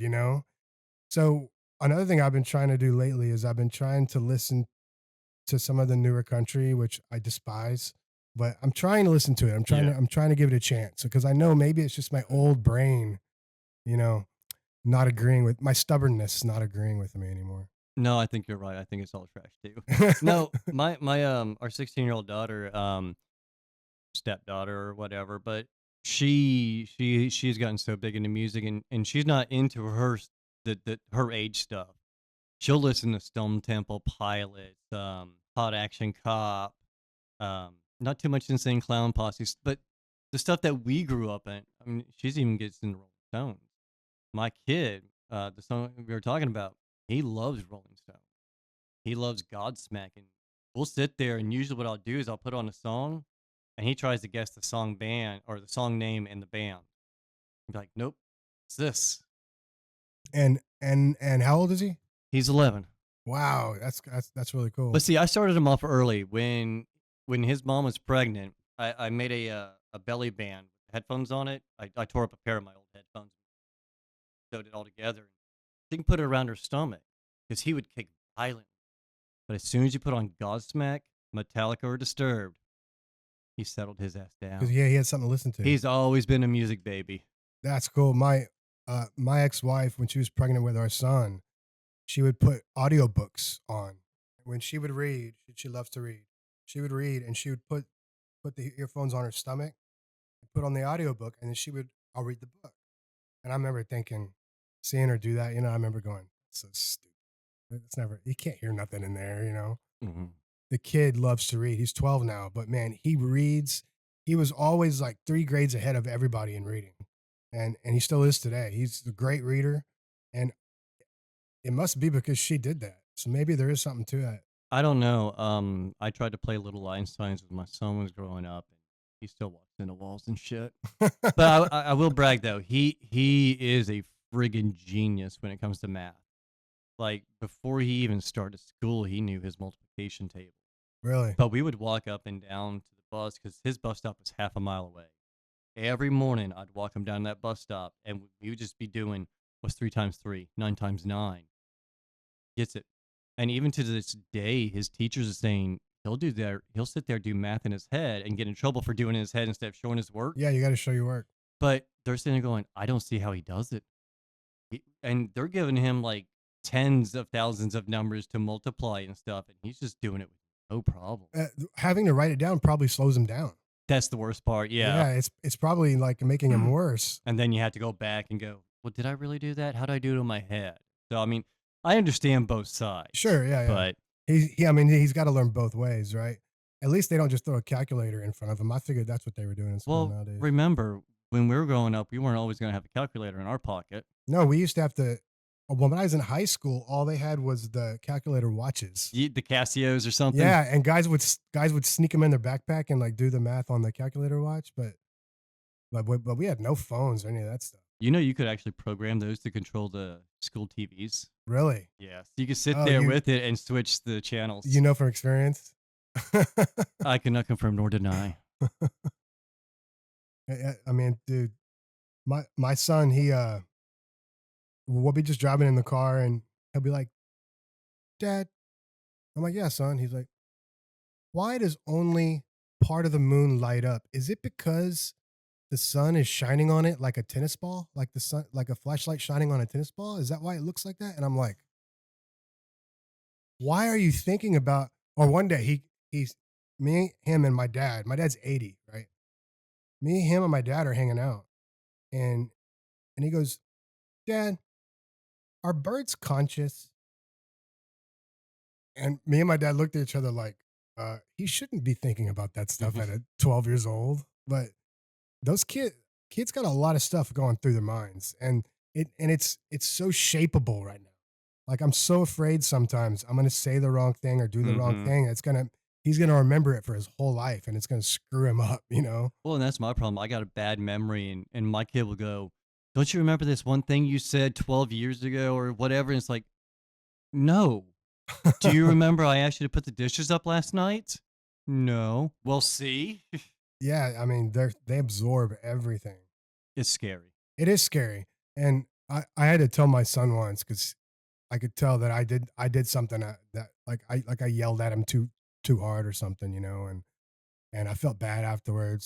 So I went in there and I was like, buddy, you know, I'm sorry I yelled at you. I shouldn't have done that. What you did was wrong, but I'm sorry I yelled at you that that way. And he was like, "It's okay, Dad. I know this is the first time you've ever been a dad." Oh, And I was like, wow, he thinks a lot deeper than I thought he did. well, thanks for making me feel like a dick. Because it's true, you know, everything we do, it's pretty much the first time we've gone through it. Even if you do the same thing every day is a different day. Mhm. So it's every time you go through something, you're going through it for the first time under those circumstances, you know? So uh, guys and girls, they're way too hard on themselves all the time. Oh, yeah. And we just need to kind of take everything a little less serious and just try to do the best we can each day, you know? And I know that you're agnostic and you're kind of still wondering about what's out there, but one thing that really a lot of it's faith, right? So it's not just what's in the book or what science says, but it's also about our personal experiences. And for me, it was like I was literally suicidal and I was done with the world. And I just threw my hands in the air and I said, God, I give it to you. I'm done. Fuck this world. I don't want to be here anymore. I don't want to be alive anymore. But I'm not going to kill myself. I figure you got a plan for me, so I'm going to suck it up, embrace the suck. I'm going to do it, right? And I just gave it to him. Just gave it to God. And the next day I woke up like a whole new man. Mhm. I mean, it was I can't even explain it to you in a way that you would believe. I think we each have to go through it on our own. But that was the moment where I realized, wow, there is a God. And the relief I got, and I could go through each day just going, you know what? There's someone higher up in control, and I'm kind of just along for the ride. I just got to do the best I can and be the best person I can. Don't act off of emotion. Just be thoughtful in everything that I do. Try to be a good person, and everything's going to be okay. Mhm. And once I realized that, man, it just all started coming around for me. And I think the main thing I got out of it was you need to spread your story. You need to tell people. And and I'm not saying I've been through a lot of shit, right? There's guys that have been through a lot more than me and are going through a lot more than me. And all I'm saying is that there's other people out there and there's a way out. And there's it's not just about how you feel inside. You need to get it out and you need to tell people and you need to have faith in something and things get a lot better, man. And there are so many resources I never knew existed. Just 3 years ago, I thought, man, there's nowhere for me to go. There's no one like me here. Like my family doesn't understand. My ex-wife doesn't understand. My son doesn't understand. Like nobody understands me, you know, as a person.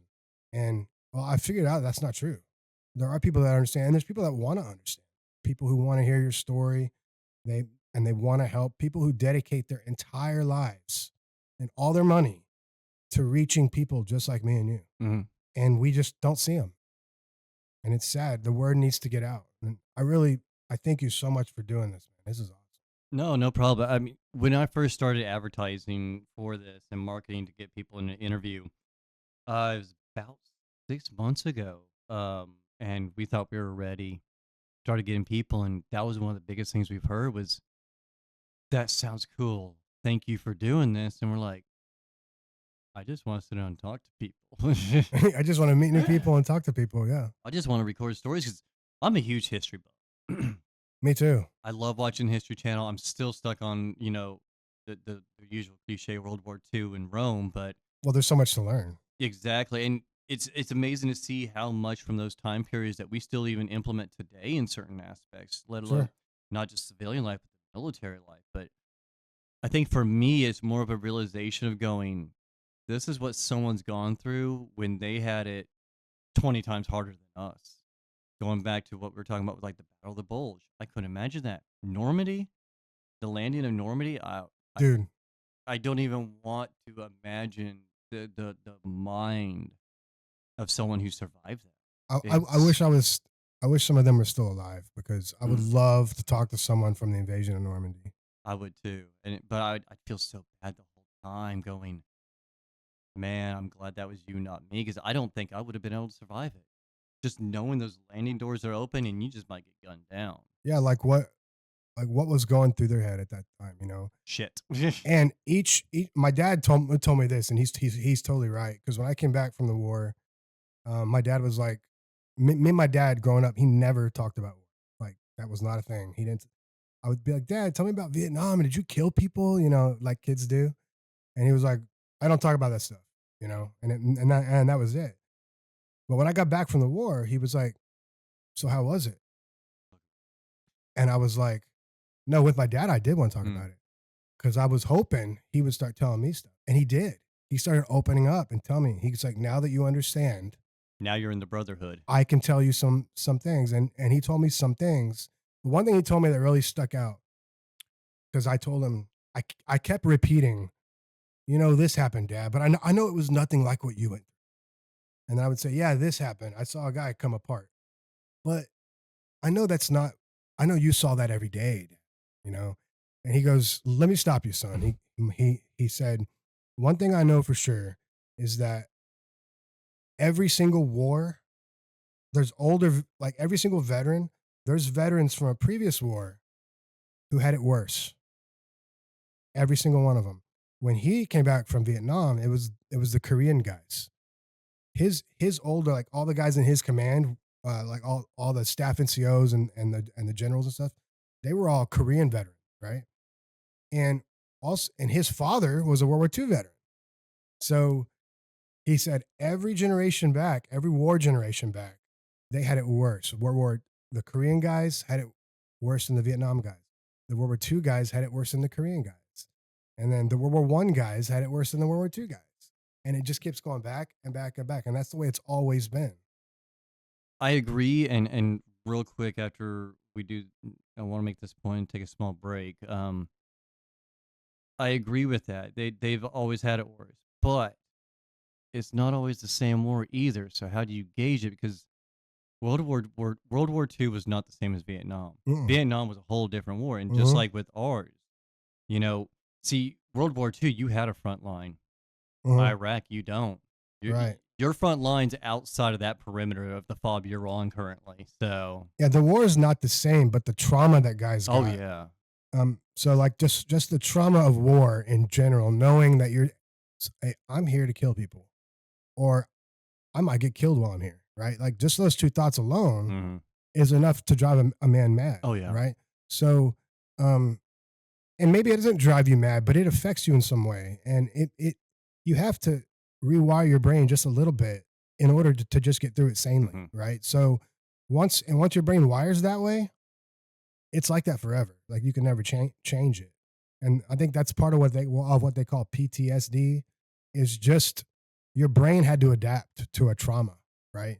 And lots of people go through all kinds of traumas. I mean, there's people that fall off horses Yeah. and they can never look at a horse again. They get anxiety and panic, and that's just your brain rewiring it, and it becomes a disorder when it affects your life in a negative way. Or like people who get in a massive car wreck and Yeah, takes them a while.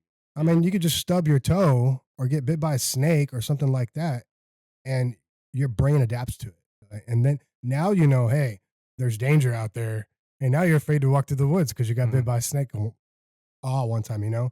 But yes, the wars are all very different. Every war's different, right? But each generation, I think, had hard.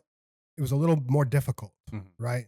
Like I got an MRE every day. Like there might have been one day where we didn't get to eat because something crazy happened or whatever.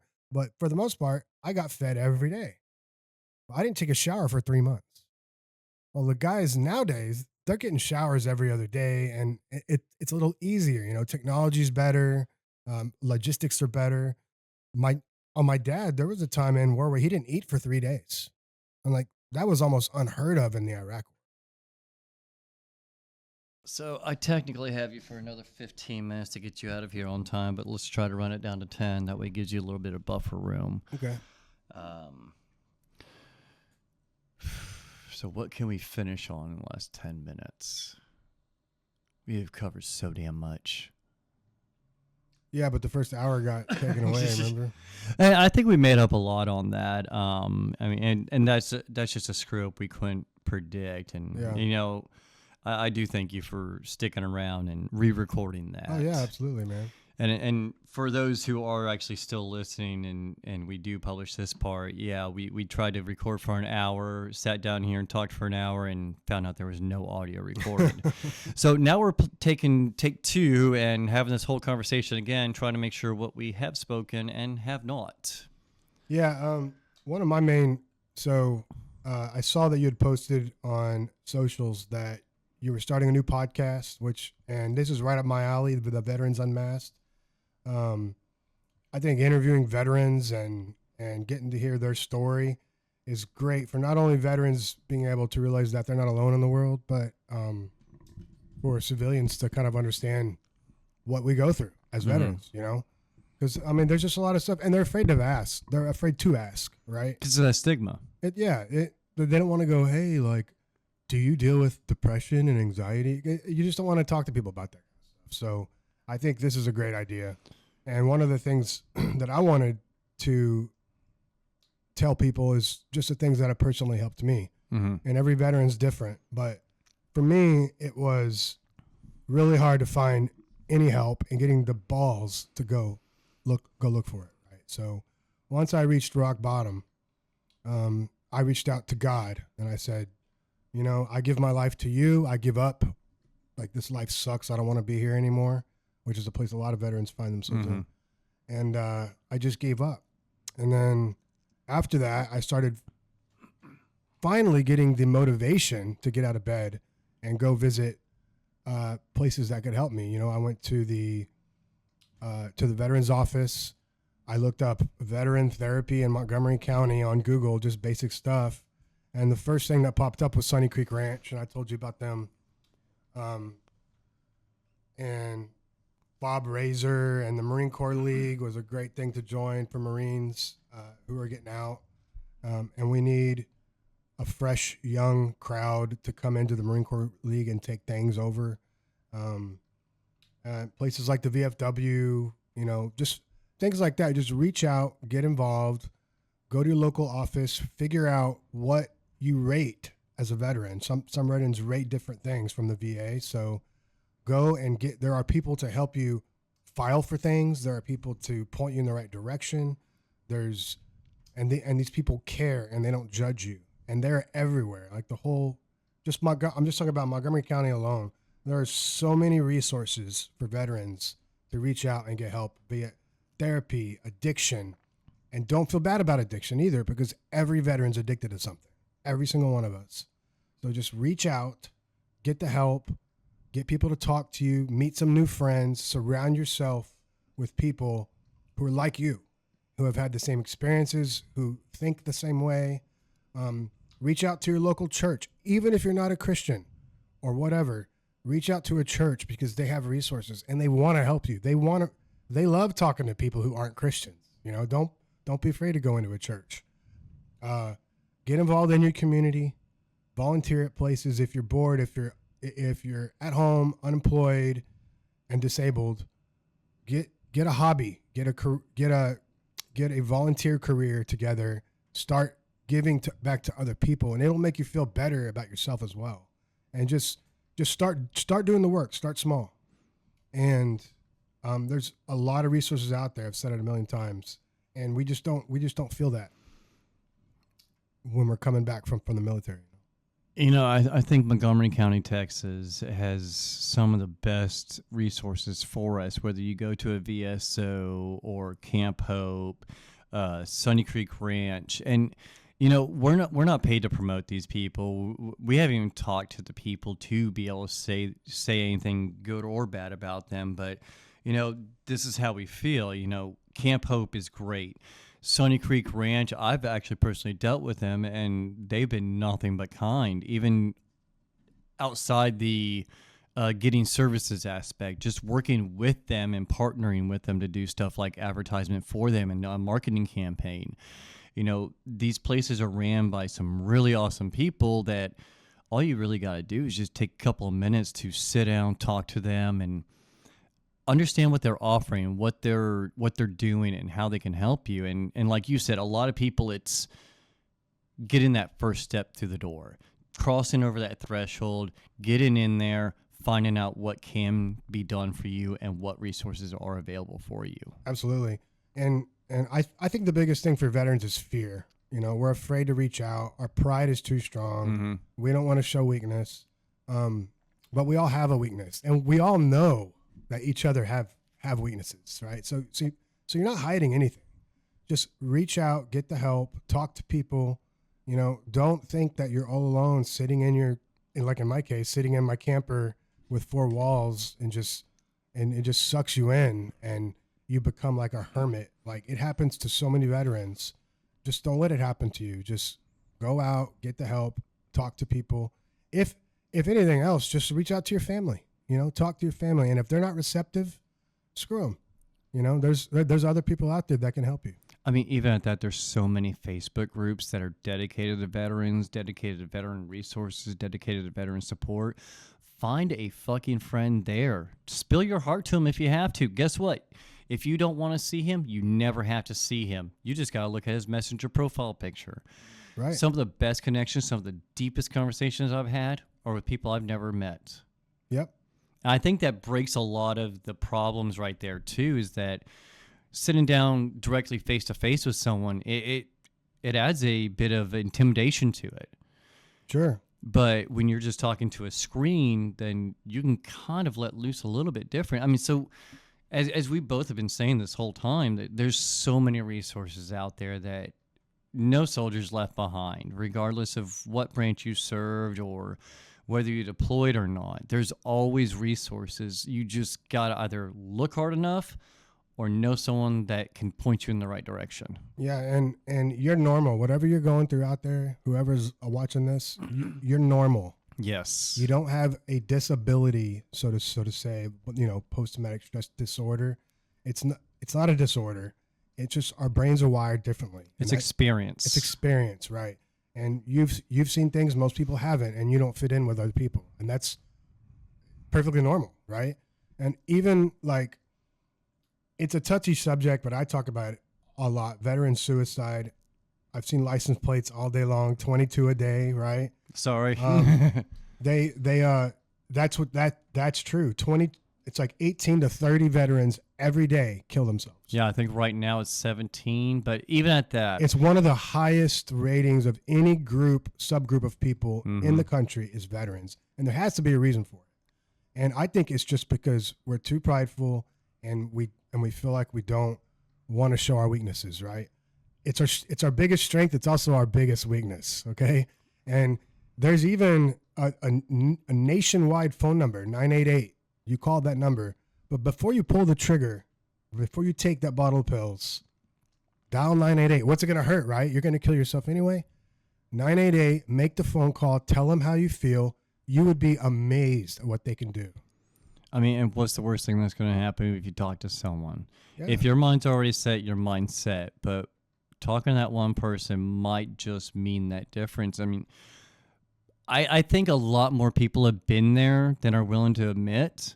I mean, I've been at that point. I've been right at that thin line. Me too. My son's the reason I'm alive. Mine too. He's the one that kept me going, and I can't let him not be raised without a father. Like you said, boys need their fathers. You got to have a father in your life. But no, I've come to the point to where I don't think there's anything that's going to make me go out of this world with my own hands. Someone's going to have to drag me out of this world. That's awesome, man. I love to hear that. I want to hear every veteran say it. I want people to just know that I don't care what kind of veteran you are. I don't care what you did wrong. We don't want you to die. We want you to thrive, get a career, find yourself a woman or a husband, a man, wife, whatever. Just be happy. Life is too short to be stressed out about this, you know. And a lot of times, I look back at the hard times of my life, or I look back at times where I thought it was the worst time of my life. I look back at those times now as, oh, those were the good old days. It was almost like a joke. Yeah. Yeah. So it's like, even when I'm going through my hardest shit and I have my darkest days, which I still have, I know there's people out there who love me and people who will help me. And I know someday I'm going to look back at this time and say, those were the good old days. I hope so. So thank you for doing this, man. This is awesome. And I'll be sending some more people to come and talk to you. No, I appreciate it. And I truly appreciate you being on here, being our second guest, and give me the opportunity to progress this organization, because this organization's nothing without the veterans, first responders, family members, and supporters. Without people like you in that chair, I ain't got a job. And that's what all this is built for, is for people like you to sit there and talk. That's awesome, man. And it's a social media world, and without guys like you, people wouldn't be talking about this. So you and to everyone else who does stuff like this, thank you very much. Let's talk to as many veterans as we can. Let's get their stories, and let's get their ideas on how we can better our lives. Because unless we record their stories, they die. Happy veterans, happy life. Exactly. Exactly. Well, Mr. Taylor, I greatly appreciate you coming on here. I appreciate your time. I appreciate your patience, even with the technical difficulties. It does mean a lot that you're on here. I'm glad you worked it out on me instead of some senator or something. Oh, they had to get over it. We don't give the VIP treatment here to everybody. That's good. That's good to hear. But on that note, I appreciate it. As I've said before, you are always welcome back on the podcast. I want to hear updates. I want to hear progression. I want to hear you mentoring people out of Veterans Court. I want to hear you, being the better you. And I think there's no better place to do it than this. I'll be happy to come back anytime, man. Sounds great, man. Thank you. There's a box on the wall with ribbons and brass, a lifetime measured in moments that pass, a shadow box frame and a folded flag, proof of a war that still drags. The house is quiet, the night sits still, but silence never means it will. A young man left with a contract signed, boots too clean and a steady mind.